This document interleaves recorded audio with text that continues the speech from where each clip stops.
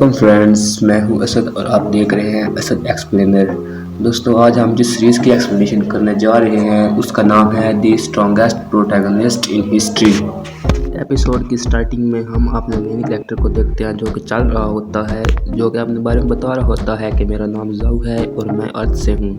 इसके अलावा वो अपनी कुछ एबिलिटीज़ के बारे में बताता है कि मेरे पास सेल्फ हीलिंग एबिलिटीज़ हैं, जिसका मतलब है कि अगर उसे गोलियां लगें या कोई भी खतरनाक वेपन से उस पर हमला किया जाए तो उसे कुछ नहीं होगा। वो कहता है कि मेरे साथ कुछ ऐसे वाक़यात हुए हैं जिनसे मैं अब किसी और ही दुनिया में पहुंच चुका हूँ।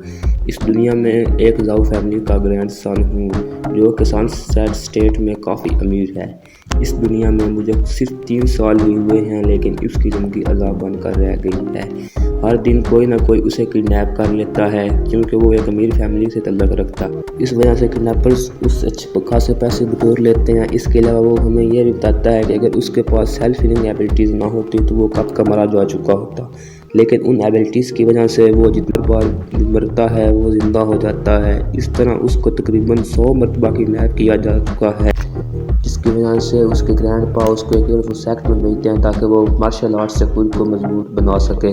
फिर वो अपने मास्टर का इंट्रोडक्शन देकर कहता है कि ये मुझे मार्शल आर्ट सिखाएंगे।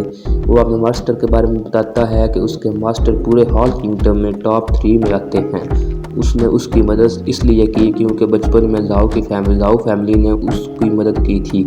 इसलिए हमें पता चलता है कि उसने उसकी एबिलिटीज़ की वजह से नहीं बल्कि उसकी फैमिली की वजह से की।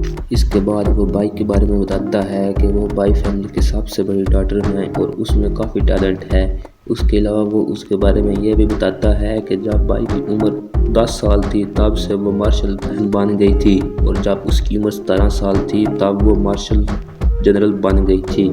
फिर वो उसके पास जाकर उसकी खूबसूरती की तारीफ भी करता है। फिर वो सेकंड ब्रदर जू के बारे में बात करते हुए कहता है कि उसकी ज़िंदगी काफ़ी ऑर्डिनरी है। जब वो छोटा था तो उसकी फैमिली ने उसे बेदखल कर दिया था, लेकिन वो अगर उसकी कल्टीवेशन की बात करें तो वो उसकी इमेजिनेशन से भी बाहर है, क्योंकि ये मार्शल सिस्टर जितना ही स्ट्रॉन्ग है। अगर वो उसकी ट्रेनिंग की बात करें तो वो मार्शल सिस्टर जितनी ट्रेनिंग करता है। अगर उसकी कल्टीवेशन की बात करें तो वो जल्द ही मार्शल जनरल बन जाएगा।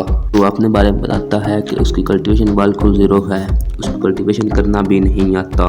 वो अमीर है लेकिन उसकी बॉडी रिफाइन नहीं हो सकती। वो यहाँ पे बैक डोर की वजह से आया है।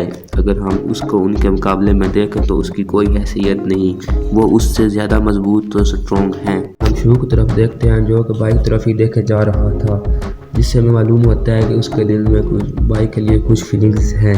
मास्टर उनकी हरकतें देखने के बाद कहते हैं कि मैं इनकी मदद नहीं कर सकता। मुझे लग रहा है कि ये लोग मेरा जीना हराम कर देंगे, मेरी ज़िंदगी यहीं पर ख़त्म हो जाएगी। वो उनको ये बताते हैं कि उनकी मार्शल आर्ट स्पिरिचुअल है, यहाँ हर चीज़ स्पिरिचुअल है। इस लैंड की बात करूँ, माउंटेन की बात करूँ, हर चीज़ की, बेशक मैं हवा की बात करूँ या पानी की बात करूँ, हर चीज़ स्पिरिचुअल है। और मार्शल आर्ट्स की ट्रेनिंग की वजह से तुम हर चीज़ पर काबू पा सकते हो।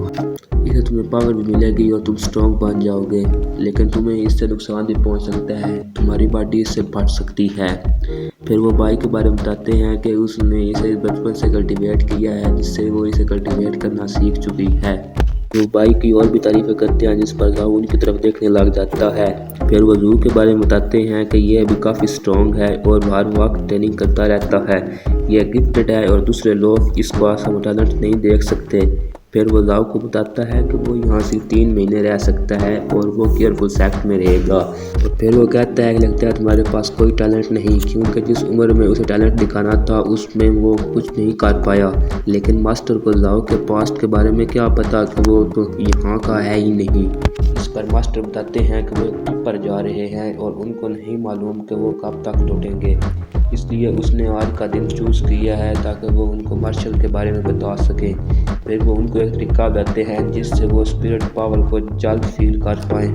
फिर वो बाई और जू को बताते हैं कि वो उनको कुछ तरीके बताएंगे जिनकी वजह से वो खुद को जल्द स्टेबलाइज कर पाएंगे।